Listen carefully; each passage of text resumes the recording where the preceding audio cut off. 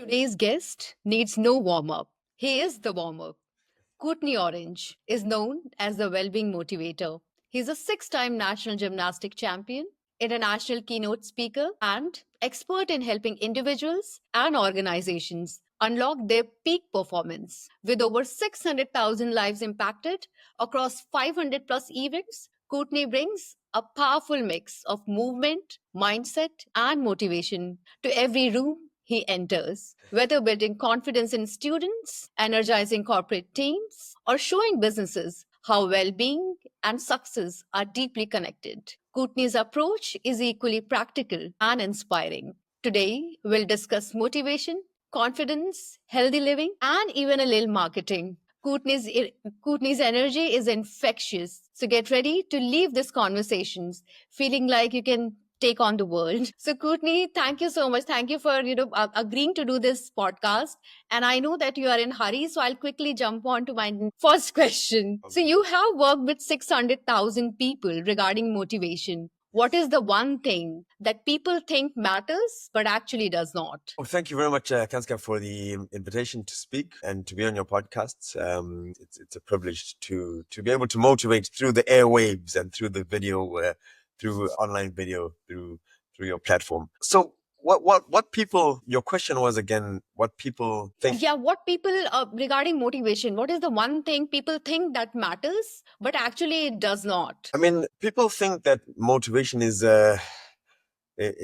something that can be found online, that can be gained very easily. But I think what really matters and what many people don't understand is that you might find the motivation from somewhere. You might wish to do something like start gym on the 1st of or the 2nd of January. And then come the third, even the midway, 15th of January, 30th of January, that motivation kind of just gets lost in lost away because there is a lack of discipline. I think Lack of discipline. discipline, and it's training the mind to. Firstly, there's three key points that I always go over. It's mindset, movement, motivation, in order to create your balance in life. So I think discipline is a very key factor in association with motivation that a lot of people kind of miss out or don't get the two or put the two together. So it is something that is lacked quite a lot.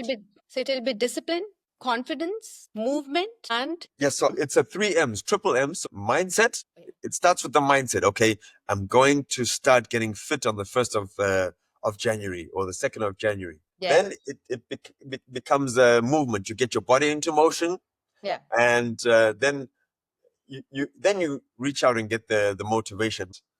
To get those 3 M's in place, there's a discipline is needed all around in order to create what it is you are wishing to achieve. 100%. I agree with you. So speaking of confidence, Courtney, confidence can feel like this mystery or mysterious thing, whether either you have it or you don't. It's a concept. Either you have it or don't.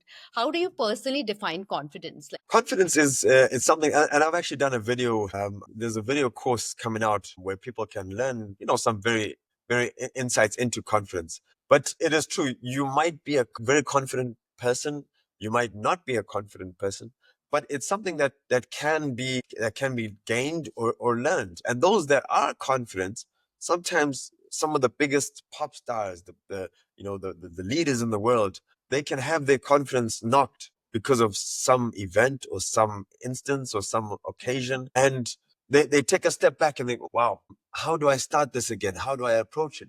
Yeah. All of us have our confidence. Confidence is knocked. I get it still to this day, where I think I'm going to start something, but the last time it didn't end up quite well. So there's a hesitance. So it is a constant, you have to constantly tell yourself, True or reiterate in the mind, yes, things are possible. We can get through this. And again, it starts all with the mindset. Can you achieve it? Is it possible? And then once the button switches, then the motion starts. Yeah.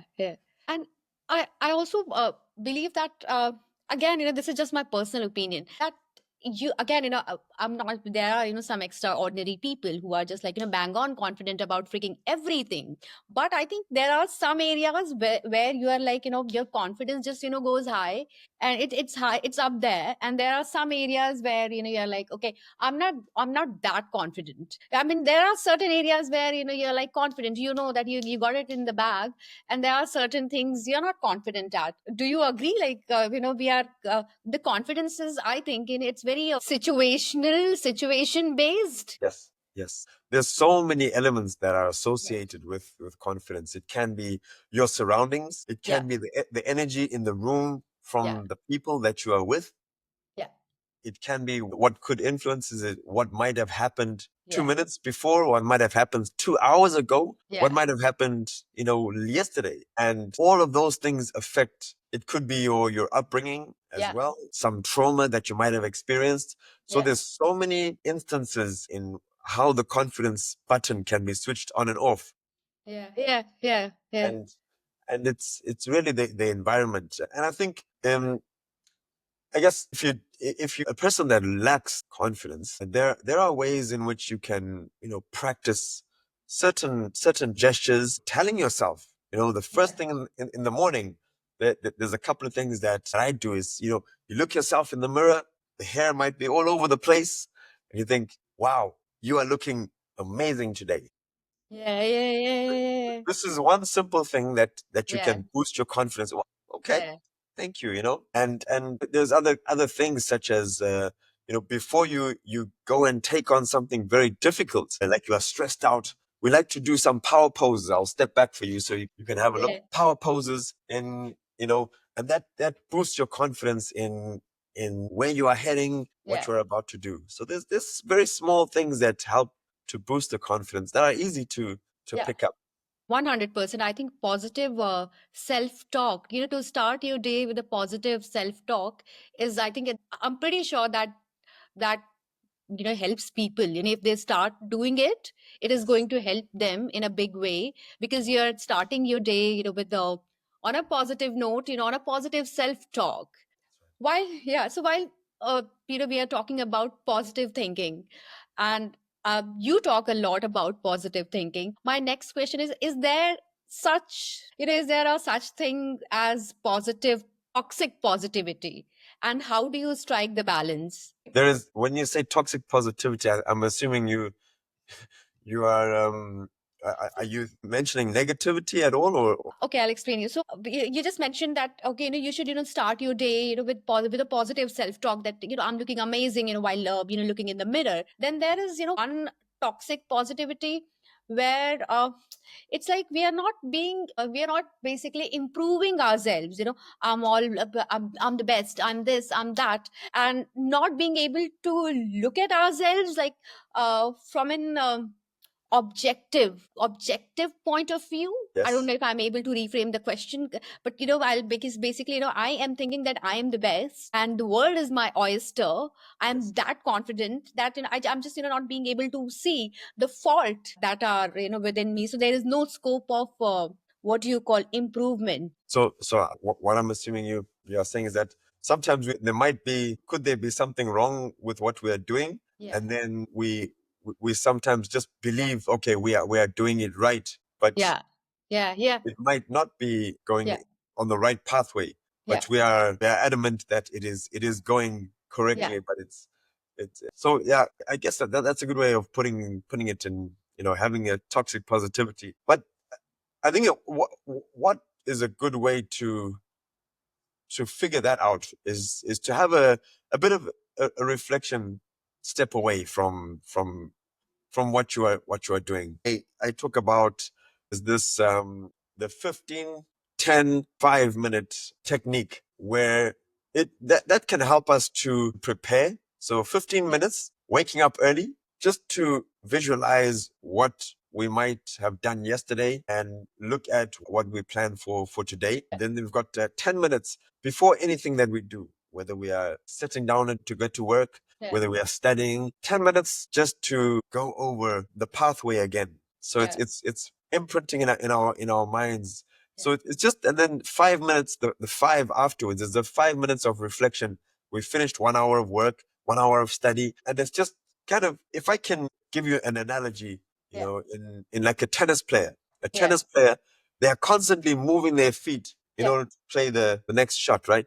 So you've got to get into position in order to play that shot. Otherwise, you won't be able to get Yeah. the maximum. So I think when you mention toxic positivity, it's about adjusting and seeing whether what you are doing is on the right pathway. And if you are not, and also being open to feedback. If somebody says, hey, this is not looking good, be welcome to it and not Yeah. think I'm going to shut Yeah. it down and Yeah. not accept it. Yeah.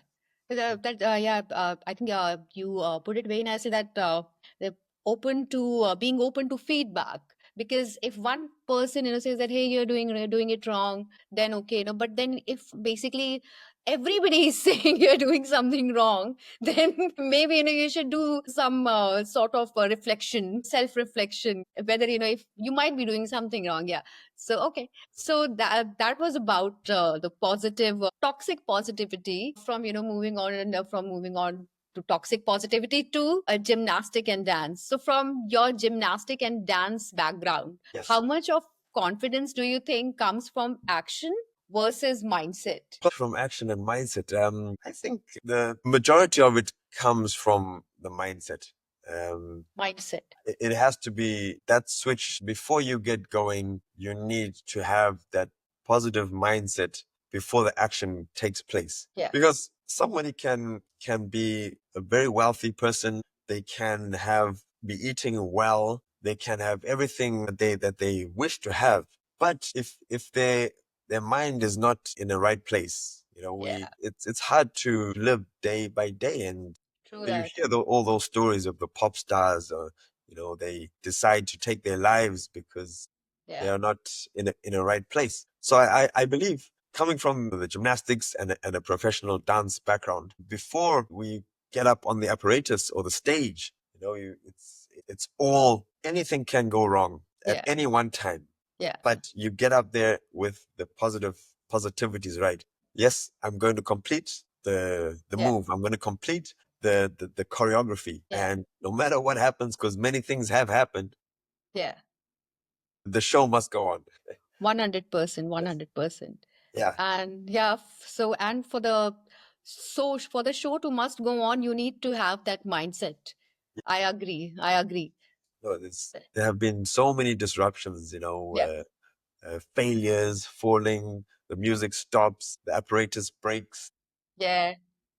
Yeah, there's been Yeah. so many, and this is a true testament of life as well. Yeah. People think that, yeah, it's gonna be very good, and when something bad happens, it's a catastrophe. No, no, no, no, no. We have to step aside, maneuver, and then go back to the way. Yeah. Yeah. But we have to be ready for those Yeah. things that are thrown at us, that Yeah. we have to jump Yeah. over. It's never. There's one Yeah. thing we're all guaranteed in life, and that is Yeah. change. We're all guaranteed Change. change. Yeah. Yeah. And you should be risk prepared. No, I 100% agree with you. You should be risk prepared.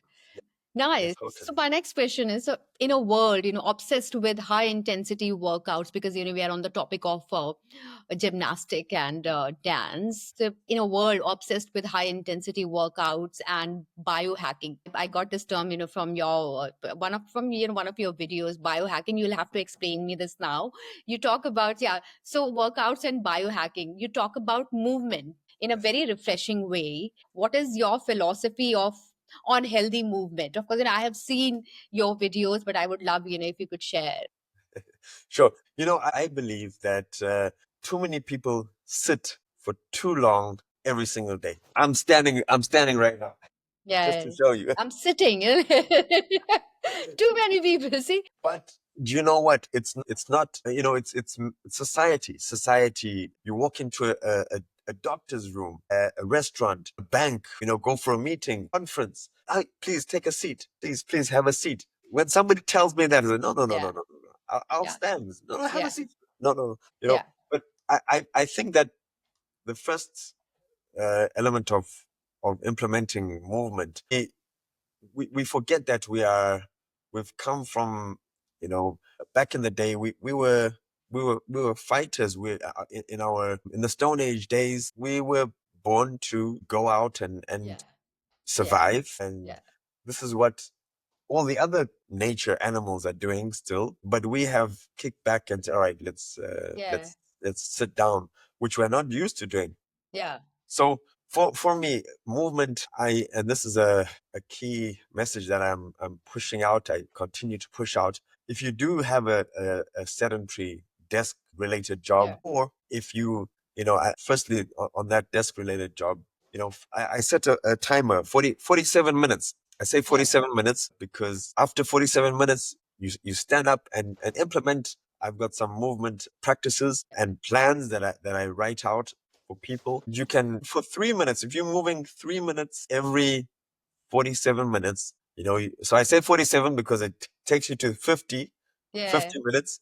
Then you've got 5 minutes to go get a refreshment, go to the toilet, and then come back and get down to the work. But you have to set that timer, and with that, it doesn't matter what type of movement it is. Your blood will be flowing. The oxygen gets through to the brain. If you wish to do some intense push-ups or some intense movements, you will be getting a free workout without having to take time to go to the gym, which takes however long it takes. Do your workout and then come back. So it's integrating movement into your day for many, many positives. True, true. In fact, I'm also a firm believer in actually, I'm going to buy the standing laptop because I'm also very a high energetic person. So the sitting down thing, like it doesn't work well for me because I'm not being able to express myself. Which is my true personality. I am what do you call restricted within this frame. While I'm like you were being able to go back, move, and basically show me the moves. While you were talking, I can't do any of this things. So I have requested basically from Amazon. I'm going to order it because this is one thing that I have to get. So yeah, I 100% agree with you. So why do I agree with you? Because this is exactly what I do. So my gym is 15 minutes by walk from my place. Right. And go there every morning. I get up at 5:30. I go there by walk. Okay. And I do my exercise for half an hour. Right. So it's 30. So 15, so it's 30 in commute and 30 at the gym exercising. So it's basically 1 hour exercise. Yes. So yes. That is how I also do it. Okay. Yeah, no, that's it is very good to get away from where you are as well. This is very important. And, I'll show, I'm fortunate enough to have, I've got a treadmill under my desk. So this is I've got a treadmill desk. Yeah. Wow. Amazing. So I'm able to walk whilst talk as well. Yeah. So, no, sometimes it's beneficial, but again, it is also beneficial to just get away, from and have a break from. Yeah, true that. But so while we are on the topic of fitness and well-being, my next question is: how do you personally stay disciplined about physical well-being without falling into burnout? Because you do a lot of things, and you also, have. I think because you do a lot of things, you have set up a treadmill in your home. Because I'm assuming again, and I'm just assuming that you don't have time to go to the gym because you're doing a plethora of things. So how do you basically personally stay disciplined about physical well-being without falling into burnout trap? Okay. Make sure that I have 3 days, Monday, Wednesday, Friday. Those are my movement days. I go and train. I like to do outdoor exercises, whether it's snowing or raining. For me, that is getting outside. I've never been, even though I think maybe because I spent too long in the gymnastics club, I don't like to go to the gym. But I use body weight to keep fit. So I will do, and it really takes between 10 and 12 minutes of a workout for me. These are if I don't go for a long 30-minute run, then I'll do 10 or 12 minutes. The important thing for me is just to get the heart rate up, to feel, out of breath a bit. If I need to do some upper body strength or lower body strength, I will do it just for 10 to 12 minutes, Monday, Wednesday, and Friday. And that's my movement exercises. In addition to walking, in addition to speaking or doing activities at some schools that I talk at. Of course. So you have got your days sorted out. Basically you have organized that in Tuesday, Wednesday, and Friday you're Monday, going Wednesday, to Friday. yeah, Yes. Thursday, Friday, sorry, you're going to exercise. And basically, apart from that, you're anyway, you're organizing events and basically walking. So there is a hell lot of physical activity that is being involved in your day-to-day life. But still, you make sure that, 3 days where you are doing this, core fitness, yeah. For sure. And like I said, for me, being a former gymnast, you would think that, I mean, my old mindset was I must do the hard things, but now I'm 42 years old. Yeah. So Oh, wow. Really?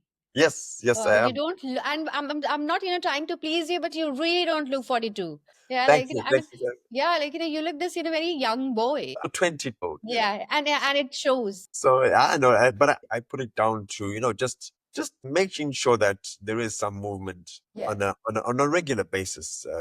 Having a habit yeah, on this day, I will do it. I will do this, or this day I will do this. Even if it's yeah, some people that find difficult to get movement into their days, I say just put on one or two of your favorite songs and don't stop moving until the song stops. It doesn't matter what wow. type of movement you're just moving, and if you're just shaking, whatever it is, Yeah, you will start to feel the your yeah, heartbeat increase. 3 minutes, 3 minutes, six yeah, minutes, that's yeah. it, and you're having fun. So, because you, I can see that even while we are talking, you're very expressive. You're doing lots of movement. So, my next question is: so you sometimes incorporate movement into your talks. How does physical movement change the energy of a room or a team? Because while talking to you, I am feeling energized. I'm like, why the hell am I sitting? So, Sure. To the the way we communicate as humans. 55% of our communication is body language. 38% is in the tone of our voices and how we can express ourselves in certain situations. And only 7% is in the language that we speak.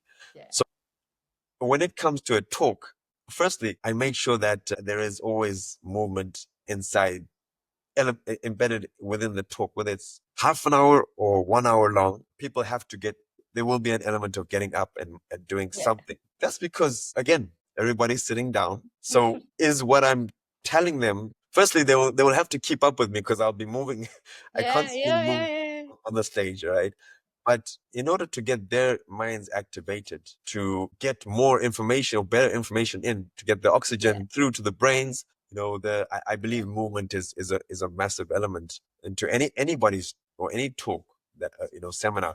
But then also from a descriptive or expressive point of view, I feel that because we communicate so much through our body language, True. we this is one way, like you say, as a storyteller, Yeah. it's people can only, if you're expressing, okay, I'll tell you a story in two different ways. Yeah. Yeah. Can you imagine a lion walking through the jungle and the Yeah. lion's a monkey in the tree? Yeah. I'll say Yeah. that same sentence with a bit of movement. So I'll go, Yeah. can you imagine a lion Yeah. walking through the jungle Yeah. and the lion sees a monkey in the tree, and immediately, Yeah. there's just Yeah. so many, the two different ways can paint two different pictures in Yeah. people's minds. True that. And energy is very infectious. I 100% agree. If you are being this energetic person, you are going to transfer the same energy to the people in the room. So yeah, I 100% agree that yeah, energy is something which is very transferable. It's very infectious. Oh yeah, Yeah. totally. It's and I believe it's people paint they create pictures in their mind, what somebody is telling them. So the more explicit, the more expressive that you can give something Yeah. or tell a story or go down and describe something, it really helps. Yeah, 100%. 100%. So, Courtney, you have worked with both school children and corporate leaders. Is the well-being crisis different for young people and adults? I'm just curious. And that is a great question. I think that there are a lot of like we talk about comforts in the world, we as humans, from the young to the middle age, the old, we have been accustomed to getting comfortable. There is a serious issue with the children in schools not moving enough.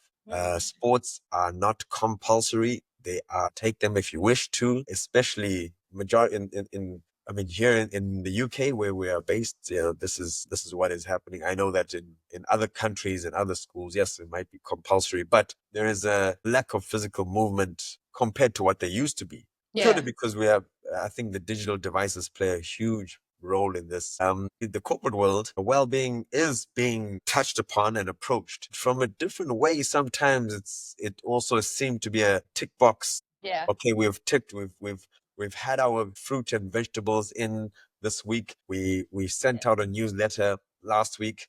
Yeah. Let's just leave it for this month. I think it comes a lot from the people at the top, the leaders. Yeah. If Yes. if the employees see the boss coming in cycling, or Yeah. even after 47 minutes, the boss starts to do some squats, or the employees will, oh, and also same goes for the pupils in the school, the teachers. If the teachers can say, right, it's been 30 minutes, let's stand up and we just, do 10 star Yeah. jumps, just Yeah. do some rolls. Yeah. Okay, that's 10 seconds, let's sit down. But Yeah. it's Yeah. I think that it comes from the top, From the top. Yeah. and it's so important. Yeah. I think it's a great solution that instead of basically encouraging people by encouraging children, I would say, just by words, I think you should show it with your actions.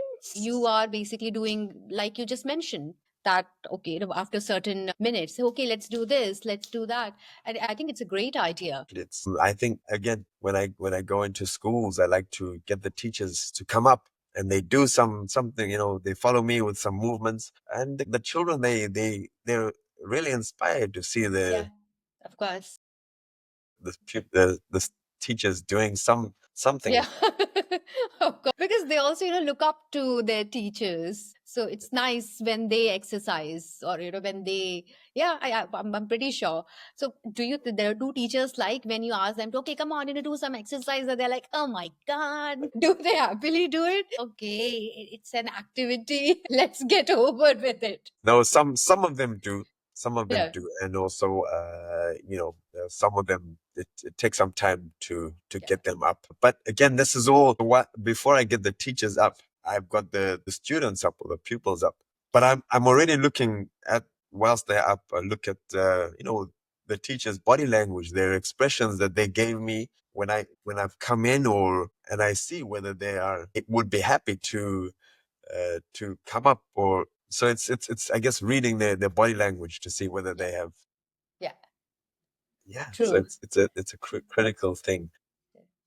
But It's yeah, a, yeah, I just, I mean, yeah. from that perspective, it could be, it's very crucial to be able to read body language. Sure. So, Courtney, thank you so much. Thank you for your time. And I'm pretty sure because I know that conversation today is incomplete. So, I would love to, we'll see that with our, whenever is the next available time.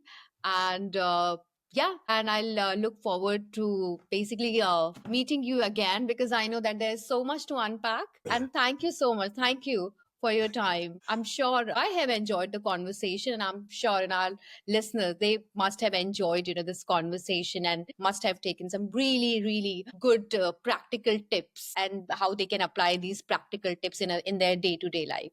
So thank you so much. Thank No, you. your time, I'm happy to assist, and again touch base again on Yeah, another topic or different topics. sure.